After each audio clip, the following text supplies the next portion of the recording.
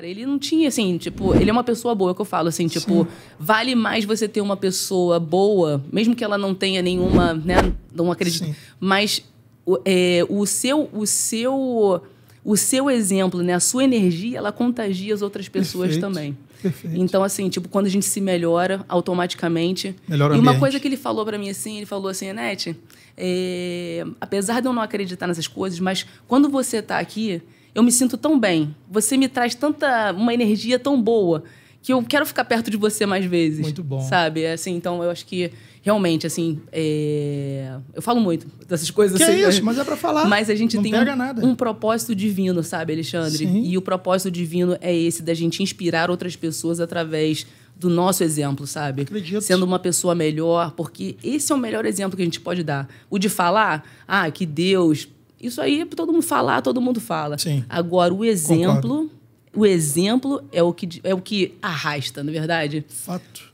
Não tem a menor dúvida. Porra, curti o papo. Você não tá falando muito, não. Você pode falar mais 2 horas aqui que eu vou ficar amarradão ouvindo. Eu gosto de falar. Porque, assim, é legal ver uma lutadora falando que ela, sem a espiritualidade dela, sem a fé dela, não é nada. É mais ou menos isso que eu estou enxergando. Exatamente. Todo tempo você dá uma martelada que você...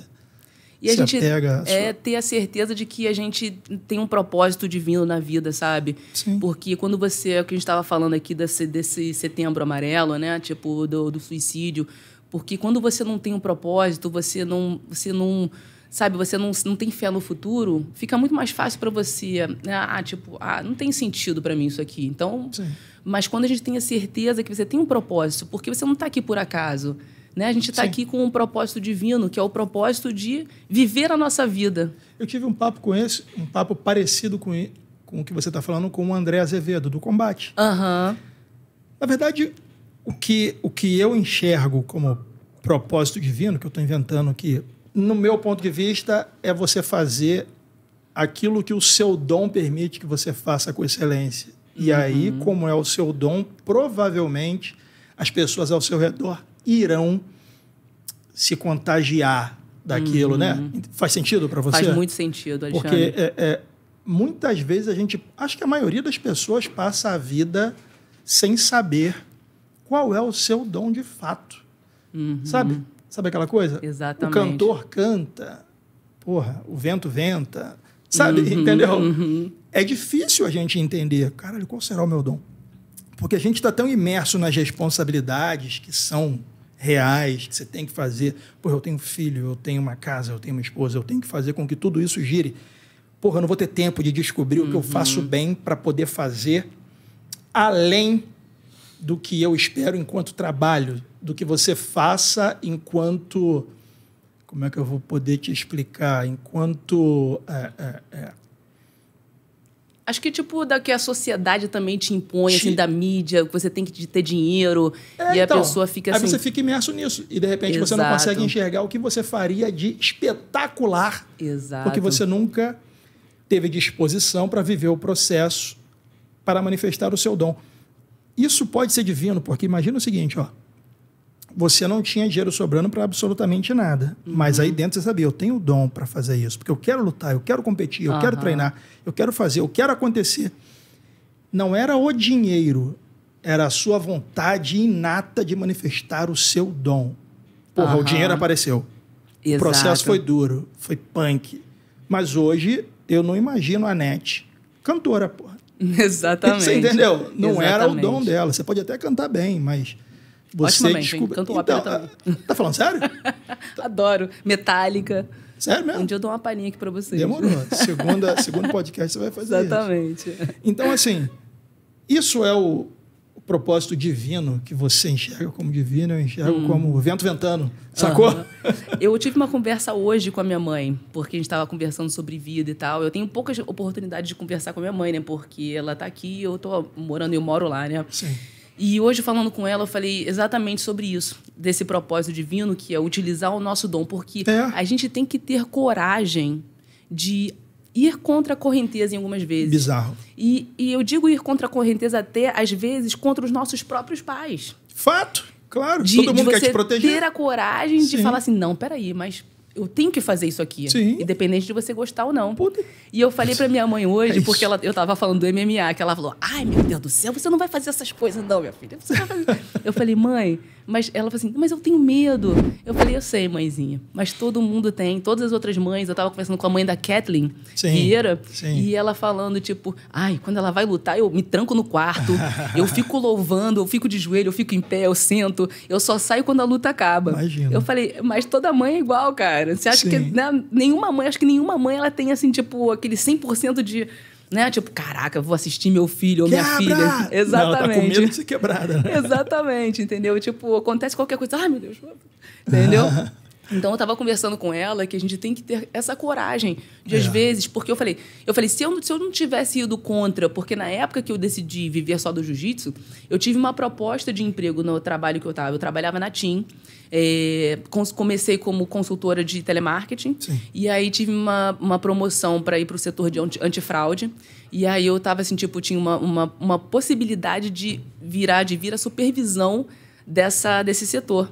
E, na época, eu sempre quis ser a melhor do que eu pudesse ser no que eu fizesse. Então, assim, tipo, eu sempre me dedicava a tudo que eu fiz, eu sempre me dediquei, queria sempre dar o meu melhor.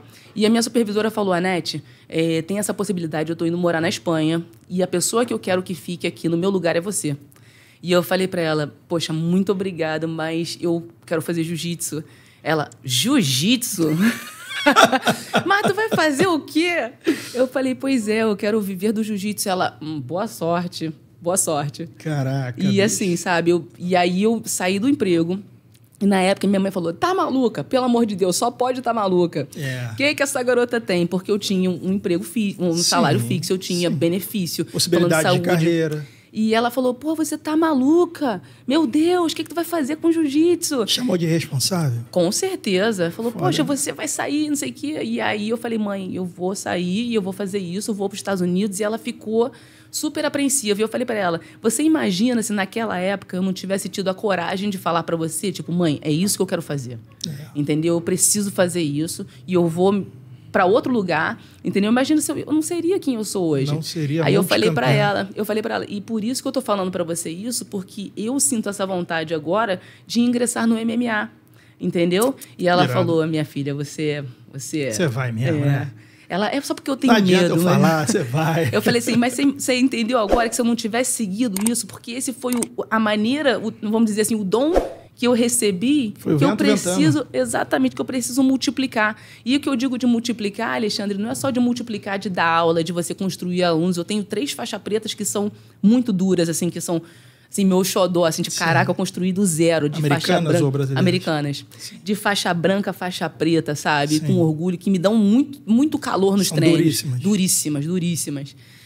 Uma, inclusive, não sei se você conhece a Maísa Bastos, ela é de uma categoria de... Agora já ouvi falar. Luta às vezes de galo, às vezes de pluma. Na maioria agora de galo.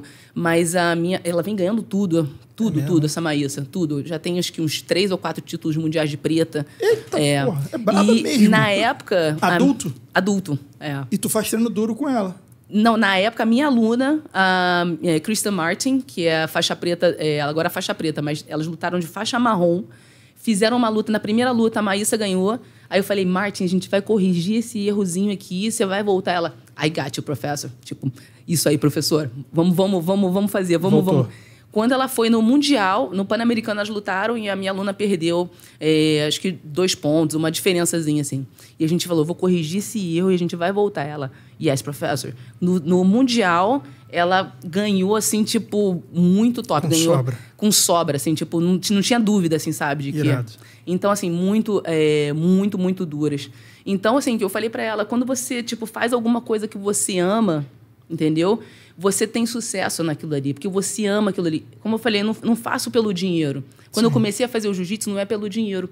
E hoje em dia eu vejo que eu levo, né, um pouquinho assim da net, né, da minha personalidade, do que eu acredito para outras pessoas. Sim. E eu tive essa prova agora quando eu fui para a Europa, agora recentemente, eu fui dar um seminário lá na academia desse mesmo rapaz, que eu consegui dar o seminário lá da outra vez também. Como é o nome? Camel. Uhum.